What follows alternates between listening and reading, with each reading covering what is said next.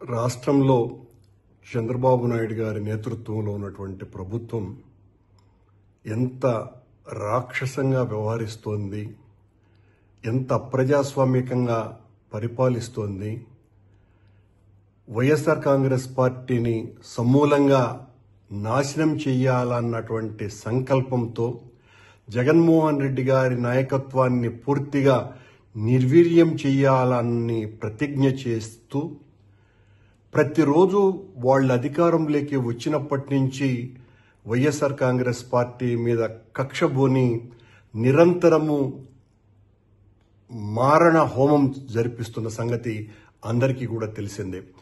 జగన్మోహన్ రెడ్డి గారిని బలహీనపరచటం ద్వారానే మనం అధికారంలో కొనసాగగలము అనేటువంటి ఒక ఆలోచనతోటి వాళ్ళ అధికారంలోకి వచ్చినప్పటి నుంచి వైఎస్ఆర్ కాంగ్రెస్ పార్టీ శ్రేణుల మీద అనేక రకాలైనటువంటి దాడులు దౌర్జన్యాలు చేయటమే కాకుండా ఆ ప్రభుత్వంలో పనిచేసినటువంటి మంత్రులతో సహా శాసనసభ్యులతో సహా నాయకులు కార్యకర్తలతో సహా అందరినీ కూడా వేధింపులకు గురి చేయటమే కాకుండా చివరకు ఐఏఎస్ ఐపీఎస్ అధికారులను కూడా వదలకుండా జగన్మోహన్ రెడ్డి గారితో వీళ్ళంతా కూడా అతి ముఖ్యంగా వ్యవహరించినారు అన్నటువంటి కారణం మోపి వాళ్ళనందరినీ కూడా తప్పుడు కేసులు బనాయించి జైళ్లలోకి వేయటం మనం చూస్తున్నాం.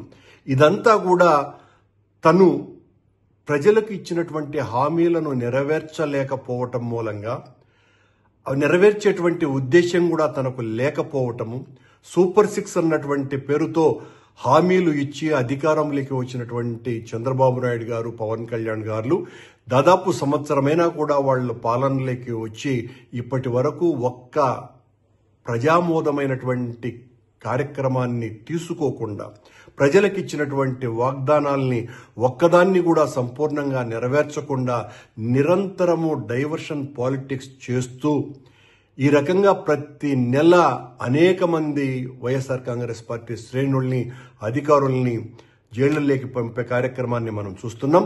దీనికి పరాకాష్ఠగా నిన్న మద్యం కుంభకోణం అనేటువంటి పేరుతో చంద్రబాబు నాయుడు గారి ప్రభుత్వం సీనియర్ ఐఏఎస్ అధికారి అయినటువంటి ధనంజయ రెడ్డి గారిని అలాగే కృష్ణమోహన్ రెడ్డి గారిని అరెస్టు చేయటం ఒక పరాకాష్ఠ. వాళ్ళిద్దరికీ కూడా ప్రభుత్వంలో చాలా మంచి పేరు ఉన్నటువంటి వ్యక్తులుగా వాళ్ళు పేరుగాంచినటువంటి వాళ్ళు. ధనంజయ రెడ్డి చాలా నిజాయితీ పరుడైనటువంటి ఆఫీసర్ అని, కృష్ణమోహన్ రెడ్డి గారు పనిచేసిన కాలమంతా కూడా చాలా నిబద్ధతతోటి పనిచేసినటువంటి ఆఫీసర్ అని వీళ్ళకందరికీ కూడా చాలా మంచి పేర్లు ఉన్నాయి. అలాగే ఐపీఎస్ ఆంజనేయులు గారు కావచ్చును, ఎవరైనా కావచ్చును, వీళ్ళకందరికీ కూడా వాళ్ళ విభాగాలలో అత్యంత మంచి పేరును సంపాదించుకొని వాళ్ళు ఉద్యోగం చేసినటువంటి వాళ్ళు. ఒక తప్పుడు ఆరోపణతో ఈ రోజున జగన్మోహన్ రెడ్డి గారిని పూర్తిగా రాజకీయంగా నాశనం చేయటానికే పనిగట్టుకొని ధనంజయ రెడ్డి గారిని కృష్ణమోహన్ రెడ్డి గారిని అరెస్టు చేయటం జరిగింది. పాలన ప్రజలకు ఆమోదమైనటువంటి విషయాల మీద వాళ్ళు చేయకుండా ఈ రకంగా వైఎస్ఆర్ కాంగ్రెస్ పార్టీకి అంటగాగినారన్నటువంటి పేరుతో చివరకు ఐఏఎస్ ఆఫీసర్లు ఐపీఎస్ ఆఫీసర్లు వీళ్ళనందరినీ కూడా అరెస్టు చేయటం అన్నది ఈ రాష్ట్రానికి ఒక ప్రత్యేకమైనటువంటి కార్యక్రమంగా మారిపోయింది. ఏ ఒక్క పోలీసు అధికారి ఐఏఎస్ అధికారి కూడా భవిష్యత్తులో పని చేయటానికి కూడా భయపడి వణికిపోయే విధంగా చంద్రబాబు గారి ప్రభుత్వం పాలన సాగిస్తోంది.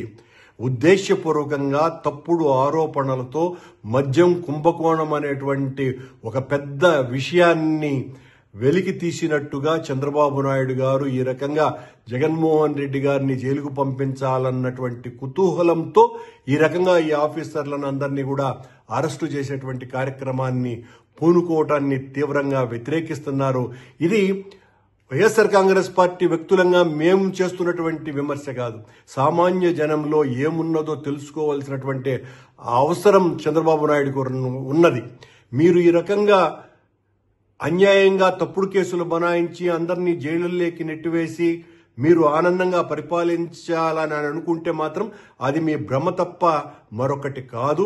ప్రజలు అన్నీ కూడా నిశితంగా గమనిస్తున్నారు. మీ తప్పుల్ని ఎంచుతున్నారు. ఆ రోజున శిశుపాలుడి మీద శ్రీకృష్ణుడు తప్పులు ఎంచినట్టుగా ఈ రోజున మీ తప్పుల్ని కూడా ప్రజలు ఎంచుతున్నారు. మీరు ఒక్క హామీని కూడా నెరవేర్చకుండా ఎన్నికలలో లబ్ధి పొందటానికి జగన్మోహన్ రెడ్డి గారి మీద కావలసినంత వ్యక్తిగత పాలనాపరమైనటువంటి దాడులు చేసి ఊహలకు అందనటువంటి హామీలు ఇచ్చి అధికారంలోకి వచ్చిన తర్వాత ఒక్క హామీని కూడా నెరవేర్చకుండా ప్రతి 15 రోజులకు ఏదో ఒక రకమైనటువంటి డైవర్షన్, ప్రజలను పక్కదారి మళ్లిస్తూ వైఎస్ఆర్ కాంగ్రెస్ పార్టీ ప్రభుత్వంలో జరిగినటువంటి అన్యాయాలు ఇవి అని తద్వారా లబ్ధి పొందాలన్నటువంటి రాజకీయ ఆలోచనతో మీ పాలన కొనసాగుతున్నదే తప్ప సామాన్య ప్రజలకు చేయవలసినటువంటి మేలును గురించి ఒక్క క్షణం కూడా ఆలోచించకుండా ఎంతసేపు జగన్మోహన్ రెడ్డి గారిని, వైఎస్ఆర్ కాంగ్రెస్ పార్టీని